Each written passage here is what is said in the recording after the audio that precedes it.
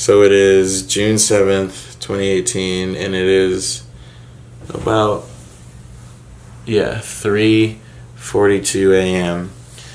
This is the day before I go and play Bonnaroo. I was just changing batteries on my camera, just kind of sitting in my room, and I didn't realize that, it's like 24 hours away from Bonnaroo, and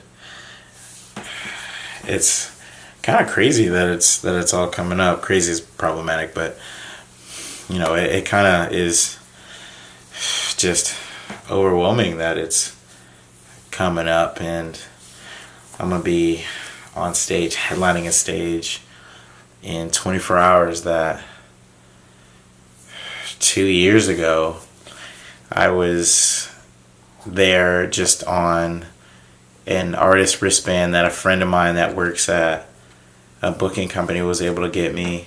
I was just so excited and just over the moon to be there because I grew up without a lot of money, and I just didn't have the opportunity to go to festivals most of the time, and a lot of my friends were going, and I was just missing out. I remember I would just do a thing where, like, basically for that entire week of, like, Bonnaroo and Lollapalooza and Governor's Festival, and Governor's Ball, and I just would stay off social media that entire week and just, like, try not to even make myself, like, upset about it because I knew I couldn't go, and I just had it programmed that it was out of my range, that I would never cross that threshold and not even go. So when I got that opportunity, I was, like, super, super stoked. And I remember just being in certain positions that I saw all these amazing bands, but for some reason the one that stuck with me the most was seeing the internet, because the internet is just a group of relatively young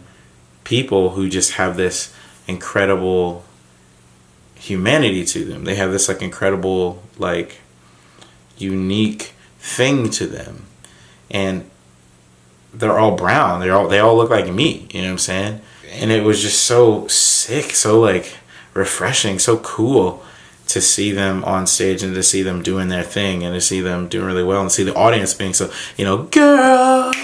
You know what I'm saying? Whenever that went off, like, the whole audience was just, like, going off. And Steve Lacy, I think, had just graduated high school, like, that March, and it was June of 2016, I believe. And I don't know, it's just so, like surreal. It's like, it's amazing that I get to even do that and be there, and that there's gonna be people there, and that they're probably gonna, like, sing the lyrics and know at least Frustrated. It's,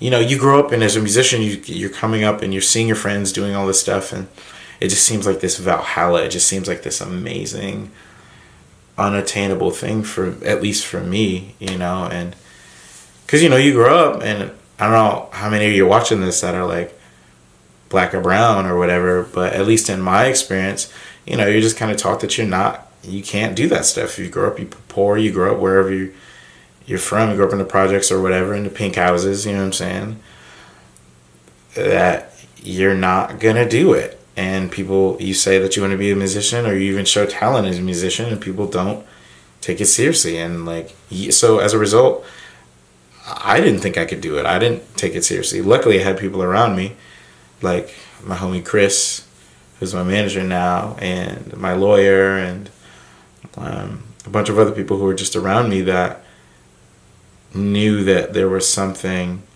there before I knew. They believed in me before I did, and not to say that this isn't like an ending credits, like as if I'm going to play Bonnaroo and then the credits will roll and I'll just ride off into the sunset.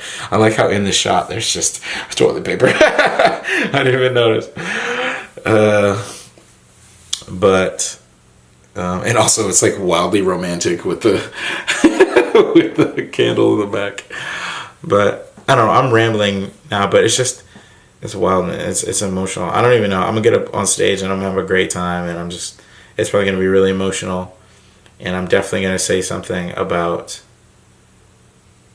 just believing in your dreams, because literally there could be some kid in that audience that thinks what I thought in 2016, that thinks, man, what would it be like to do that, simultaneously with the thought, I'll never be able to do that. And I want people to know that that's not true. Like, you have a shot. You know, you can do it. There's a lot of discipline and a lot of stuff that comes with it, and a lot of you having to do a lot of work, but you can do it. I did it. I just want these people to see it and to believe, like, I can do something like that. I can live my dreams. I could do something bigger than I ever thought I would ever be able to do ever. I think that's amazing.